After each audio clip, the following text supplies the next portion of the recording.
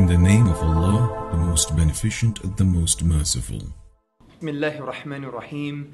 In the name of God, the merciful, the giver of mercy. I greet you with the warmest Islamic greetings of peace. Assalamu alaikum wa rahmatullahi wa barakatuhu. May the peace and blessings of God be upon you all. My friends, we are all slaves. You may think you're free. I may think I'm free. But in reality, we are all slaves.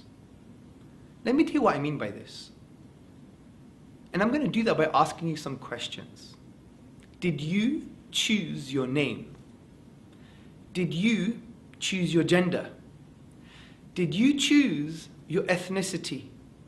Did you choose your siblings? Did you choose your parents? Did you choose your culture? Did you choose the society in which you were brought up? Did you choose your family? Did you choose your social, economic status? We had no choice in these things. You had no choice in these things.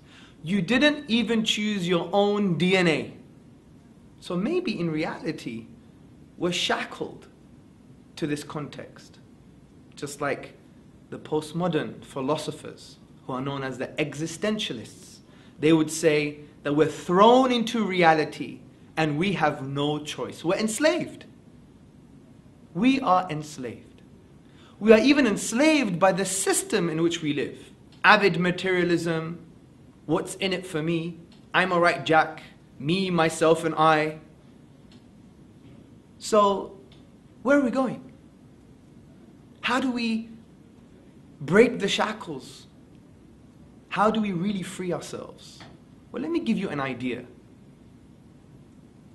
In the Islamic tradition, the word for soul is ruh. And that word shares the same root as the word raha, which means serenity, liberty. So it's as if the soul is aspiring, is seeking this peace, this serenity, this liberation, this liberty. The Islamic tradition argues the only way you can really, truly free yourself is by changing your slavery. Be a servant, be a slave of God. Not yourself, not your ego, not society, not your biology, not your context, but the divine reality. And that is true freedom. Because God knows you better than you know yourself. And He wants good for you. And He has the totality of knowledge and the totality of wisdom. He has the picture, we have the pixel. So from this perspective, if you really want to be free, then worship God. Then be a servant to God. Don't enslave yourself to your biological social context, but enslave yourself to the one that created you. It is no wonder the famous classical Islamic scholar once said, true liberation is when you free yourself from the world and you come closer to God via acts of worship and acts of servitude. Because as I said, God knows you better than you know yourself. And God in the Quran, the book that the Muslims believe was sent down to the whole of humanity, actually expresses this clearly. And essentially summarizes and says, you have so many slave masters. Your boss, your husband, your children, your society, social pressure, your boss's boss, your CEO, your politician. And they don't really know what's good for you.